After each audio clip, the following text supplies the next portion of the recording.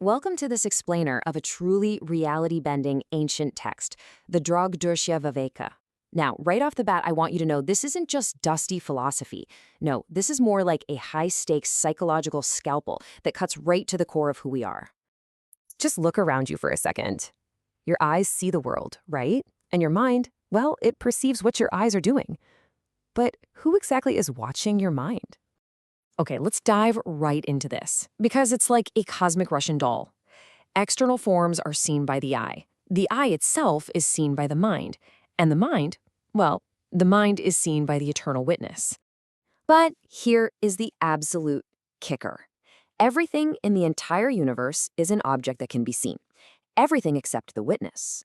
It is the silent, completely invisible anchor of reality itself. It sees all, but can never be seen. So how do we get so caught up in our own heads? It's what the text calls the ego's trap. Think of it like this. Pure consciousness heats up your otherwise dead intellect, exactly like a roaring fire glowing inside a cold iron ball. It creates this false glowing identity that we mistakenly think is us. And this fake ego, it completely dictates your reality across three distinct states. You've got the daily waking grind, where the ego is at full blast, the dream world, where it's kind of halfway there, and then the silent void of deep sleep, which is literally the only time that ego completely vanishes. Now, enter the real villain of our explainer, Maya, the ultimate architect of illusion. She wields two devastatingly effective weapons. First, the projecting power, which literally hallucinates this entire fake universe around us. And second, the veiling power, which ruthlessly conceals your true, infinite self. And this brilliantly illustrates how reality actually splits right down the middle into 5 aspects. We spend our entire lives clinging desperately to the shifting names and forms of the universe.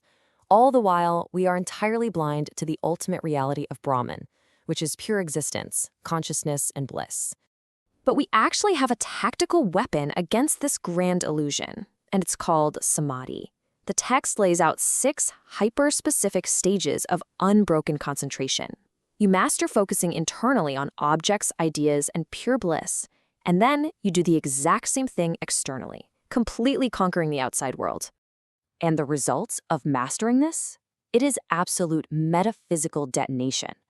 The fetters tying down your heart absolutely shatter. Every single doubt dissolves.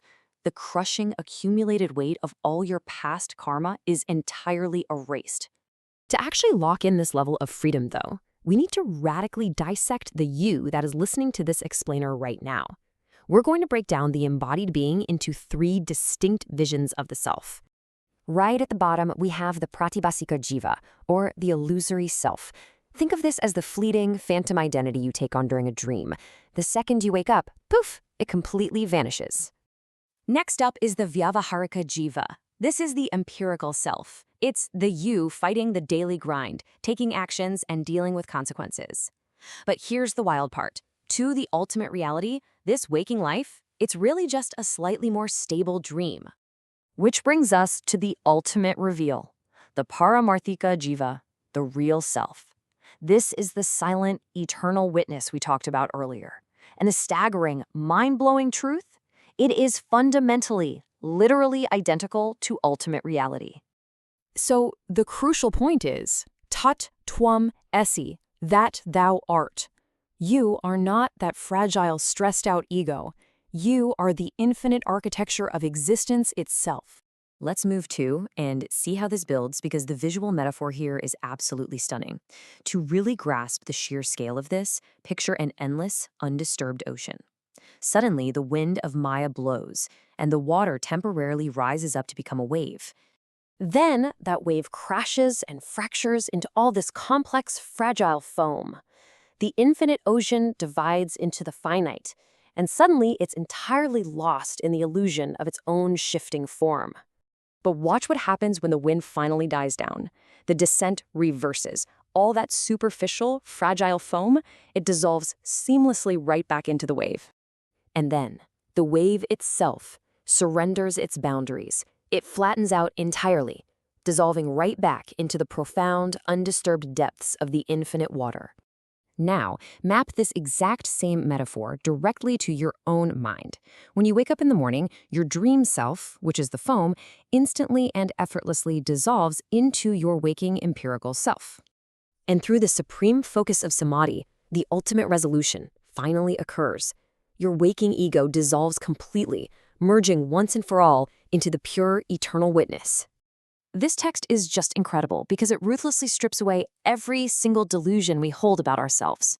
So I leave you with this. If your entire waking identity is really just a temporary wave on the surface of existence, are you ready to become the ocean?